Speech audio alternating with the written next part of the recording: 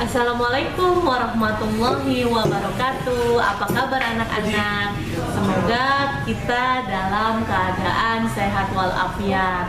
Tetap jaga kondisi kesehatan kita bersama dengan menerapkan protokol kesehatan ya sayangnya. Nah, kita belajar kembali pembelajaran satu arah dengan media YouTube. Ya, tetap semangat meskipun dengan berbagai media. Baik, sebelum memulai kegiatan pada hari ini, kita berdoa berdasarkan keyakinan masing-masing. Berdoa dalam hati, mulai. Berdoa selesai. Utamakan sarapan, kemudian jaga kondisi badan dengan berolahraga rutin, dan jangan lupa ibadahnya ditingkatkan mumpung masih mayoritas ada di rumah ya kegiatannya. Yuk kita balik lagi fokus untuk belajar. Persiapkan buku temamu, buku latihanmu, dan persiapkan konsentrasinya. Ya, anak-anak, kita belajar di buku baru, buku tema 2. Bukunya juga warnanya masih yang fresh ya, warna ungu. Jadi mudah-mudahan menambah semangat kamu untuk belajar.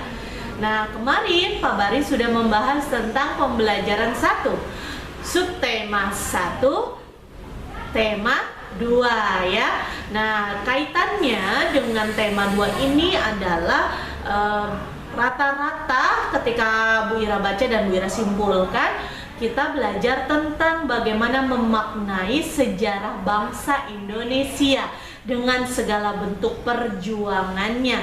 Jadi muatan pelajarannya berkaitan dengan PKN, IPS. Nah, nantinya ada muatan matematika dan IPA, tapi lebih dominan muatan IPS. Yuk kita belajar ya. Pembelajaran pertama, Ibu ulas sedikit tentang pembelajaran yang disampaikan oleh Pak Bari ya, berkaitan dengan proklamasi kemerdekaan Indonesia.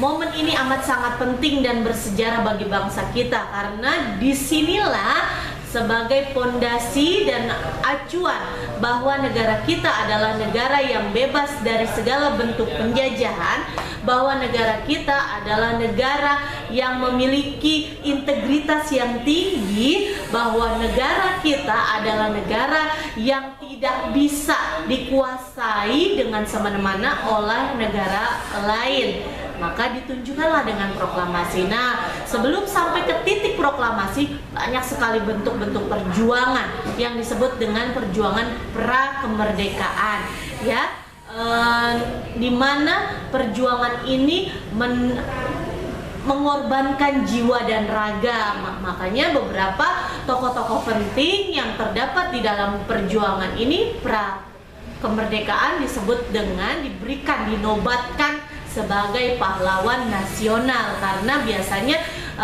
mereka berjuang dari daerah dan menyatu untuk memerdekakan Indonesia. Perjuangan yang dilakukan pun 2, perjuangan secara tenaga dan pikiran ya. Nah, orang-orang atau tokoh-tokoh yang berperan dan memiliki peranan dan jasa yang besar patut kita hargai dengan cara 1, kita mendoakannya ya, mendoakan agar ia ampuni segala dosanya dan diterima di surganya. Dan yang kedua, kita isi kemerdekaan ini ya, hadiah dari tokoh-tokoh penting tersebut, hadiah dari para pahlawan, dengan belajar dengan tekun ya, memanfaatkan waktu dengan sebaik-baiknya menjadi manusia yang bermanfaat ya. Itu dia ya, itu dia inti dari pembelajaran, bahwa kita sebagai warga negara Indonesia ya, cicitnya cucunya ataupun keturunan ketujuhnya dari pahlawan-pahlawan kita ya, dari orang-orang sebelum kita, mewariskan bahwa titik proklamasi kemerdekaan itu amat sangat besar ya, amat sangat besar manfaatnya, sehingga kita hanya merasakan manfaatnya. Jadi ayo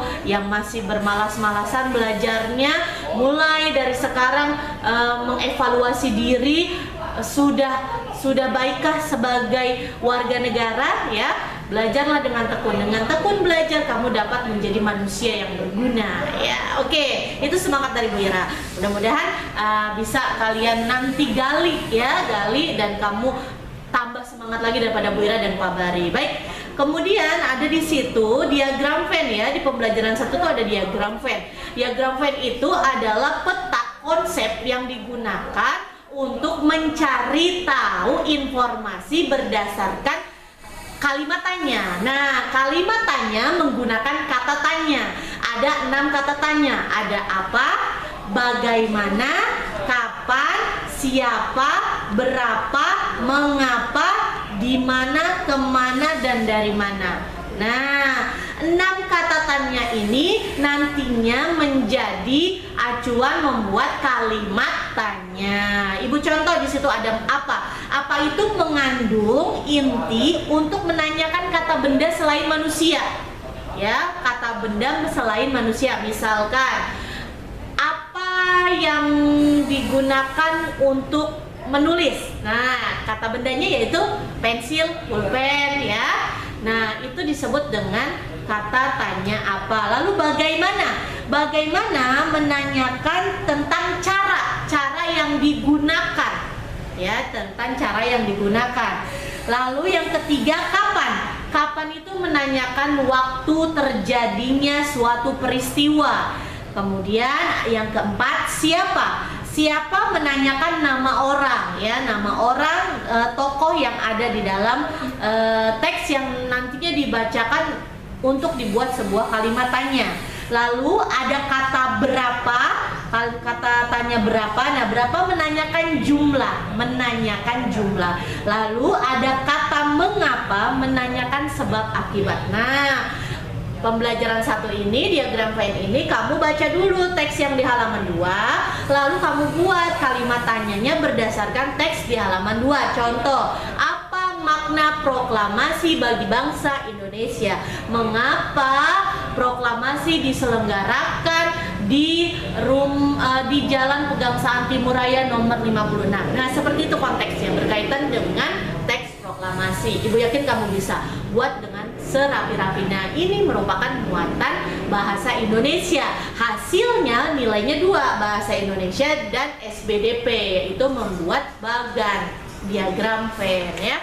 Baik, lanjut. Ada bunga, kita ke muatan IPA. Ada bunga teratai. Bunga teratai sudah Ibu sampaikan dan sudah dijadikan tugas kalian mencari ciri khusus dan cara beradaptasi tumbuhan tersebut ya. Bunga teratai mempunyai daun yang lebar, kemudian akarnya panjang menjuntai sampai ke permukaan sungai, sampai ke dasar sungai. Nah, itu memiliki fungsi-fungsi dan manfaatnya. Nanti kamu baca kembali tugasmu, lalu sertakan ya, sertakan tadi yang disampaikan sama Pak Bari, sertakan ciri khusus dan cara beradaptasinya dengan tugas yang ada di halaman 6 ya. Jadi misalkan apa adaptasi yang dilakukan oleh bunga teratai ya. Oke, sekarang Ibu mau fokus ke pembelajaran 2. Pembelajaran 2 di sana ada sebuah gambar ya. Di sana ada sebuah gambar. Ketika kita lihat gambar tersebut, seorang anak perempuan ya, dimana anak perempuan ini nampaknya berbeda ya, wajah, tekstur wajahnya, terus komposisinya, matanya, kulitnya, karena memang anak perempuan ini berkebangsaan di luar suku-suku di Indonesia, yaitu berkebangsaan Cina, Tionghoa ya. Berikut juga orang tuanya, tapi mereka ya, meskipun mereka merupakan berkebangsaan lain ya, dari negara lain, mereka tinggal di Indonesia. Nah, mereka tinggal di Indonesia dan mereka beradaptasi, menyesuaikan diri dengan lingkungan yang ada di negara Indonesia. Kebetulan mereka tinggal berdekatan dengan Edo ya. Edo ini ya adalah salah satu anak yang memiliki berkebangsaan Indonesia. Dia dari daerah Maluku, Papua ya, daerah situ, daerah timur Indonesia. Tapi antara anak tersebut ya dengan Edo, mereka saling menjaga kesatuan dan persatuan. Mereka hidup rukun dan damai. Yuk kita baca di halaman 9. Nah, perbedaan yang menguatkan, nanti kamu baca di sana, ya, kamu baca dengan teliti. Nah, di dalam bacaan tersebut kalian akan tunjukkan kesimpulan, ya, kesimpulan bahwa kenapa Edo dan temannya ini, ya, kalau dibaca di sini, di Kampung Cempaka adalah sebuah kampung transmigran berasal dari berbagai daerah padat di Pulau Jawa. Nah, di sini mereka begitu hidup rukun untuk tetap memiliki tujuan bersatu padu agar lingkungan menjadi tentram dan damai. Nah, hidup rukun dalam hal ini adalah, dicatat ya nanti di buku tulismu. Berarti kalau berkaitan dengan kerukunan, erat kaitannya dengan pengamalan nilai sila ketiga. Pengamalan nilai ketiga tentang hidup rukun. Hidup rukun adalah hidup yang hidup rukun adalah hidup yang saling menghargai dan menghormati serta saling menyayangi antar sesama tanpa membedakan suku, bangsa, dan budaya. Nah, inilah yang dicontohkan dari teks yang ada di halaman 9. Kemudian contoh-contoh perbedaan yang ada di sekitaran kita biasanya yaitu satu, jenis kelamin laki-laki dan perempuan. Terkadang di lingkungan kita masih ada masih ada cuitan-cuitan yang membedakan bahwa laki-laki itu lebih baik dibandingkan perempuan. Tidak, ya, semua sama, ya, semua sama, semua bisa belajar, semua bisa bekerja, semua bisa mendedikasikan diri untuk kemajuan dirinya sendiri dan bangsa. Kemudian perbedaan yang lainnya yaitu agama nih. Agama ini sensitif sekali, ya. Bahwa agama mayoritaslah yang berkuasa di negara ini, tidak juga, ya, tetapi memang hampir keseluruhan daerah-daerah di negara Indonesia ini bermayoritas agama Islam. Tentunya nilai-nilai yang ada di dalam masyarakat lebih kentalnya adalah nilai-nilai yang beragama Islam. Nah, bagi yang beragama non-Islam yang menyesuaikan, ya, ambillah yang baik-baiknya. Kemudian yang ketiga, perbedaan suku, bangsa, dan budaya. Suku, bangsa, dan budaya. Kita di Indonesia ini memiliki hampir puluhan ribu suku dan budaya. Tuh, pulaunya aja ribuan, ya, pulaunya ribuan. Makanya negara kita disebut negara maritim. Suku, bangsa, dan budayanya pun puluh ribuan. Kita tidak mungkin memaksakan kehendak kita tentang budaya yang kita miliki terhadap budaya orang lain yang berbeda. Kita patut menghargai, menghormati agar terciptanya kerukunan, ya, terciptanya kerukunan. Baik. Kemudian cara menyikapinya agar kita bisa menghargai perbedaan tersebut: satu, kerjasama; dua, toleransi, menghargai; kemudian bersikaplah rendah hati, lalu menjaga persatuan dan kesatuan. Nah, kalau kita sudah mengetahui perbedaan yang kita miliki, lalu kita bisa menyikapinya dengan tidak egois. Kita, oh ya kita beda, tapi marilah kita duduk bersama dengan kepala dingin. Adapun perbedaan itu kita kecilkan, kita besarkan nilai persatuannya. Dengan cara apa? Dengan melaksanakan kerjasama, ya, terus menghargai, ya. Kemudian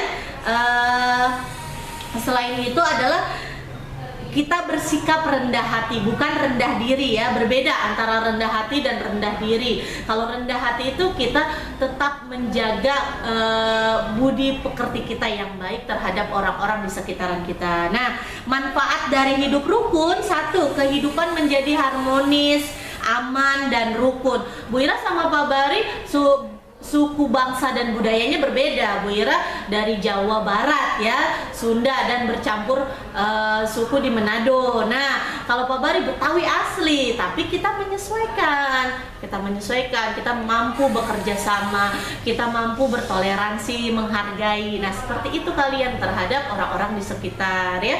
manfaatnya itu ya, kita hidupnya jadi harmonis, kita hidupnya jadi aman, tentram, rukun, tidak ada pertengkaran, dapat menghindari perselisihan bahkan perpecahan. Perbedaan pendapat itu pasti ada, tapi bagaimana perbedaan itu tidak menjadi perselisihan dan perpecahan dengan cara kita rendah hati, kita menyeimbangkan ya, kita menyeimbangkan. Lanjut, manfaat berikutnya, memiliki banyak teman. Jelas kalau kita rendah hati, kita berbuat baik, tentu teman-teman kita aman, nyaman dengan kita, kita pun akan banyak teman ya. Jadi tugas kalian di pembelajaran 2 adalah menjawab pertanyaan di halaman 10. Kalau kamu mencermati apa yang Ibu sampaikan, kamu sudah bisa langsung menjawab di halaman 10. Lanjut, di sana ada tarian. Nah, tarian ini merupakan muatan SBDP. Belum ya kita bahas ya tentang tarian, kamu baca-baca saja tentang pola lantai dan mungkin kumpulan-kumpulan tarian-tarian di negara Indonesia banyak ya. Salah satunya adalah tarian yang ada di Provinsi Jawa Barat ya, misalkan tari topeng, kemudian tari manuk dadali ya, dan sebagainya. Kamu bisa buka informasi tersebut di Google, cari tahu tentang tarian-tarian, tapi tidak usah ditulis dulu ya, tidak usah, hanya tahu saja ya, agar menjadi wawasan, tambahan wawasan kalian ya. Itu mungkin pembelajaran 2 yang bisa Ibu sampaikan tentang hidup rukun, kemudian tentang bagaimana bermuatan bahasa Indonesia, bagaimana membuat kalimatannya dengan 6 kata tanya. Nah, Ibu akhiri kegiatan pembelajaran 2. Wabillahi taufik wal hidayah. Wassalamualaikum warahmatullahi wabarakatuh.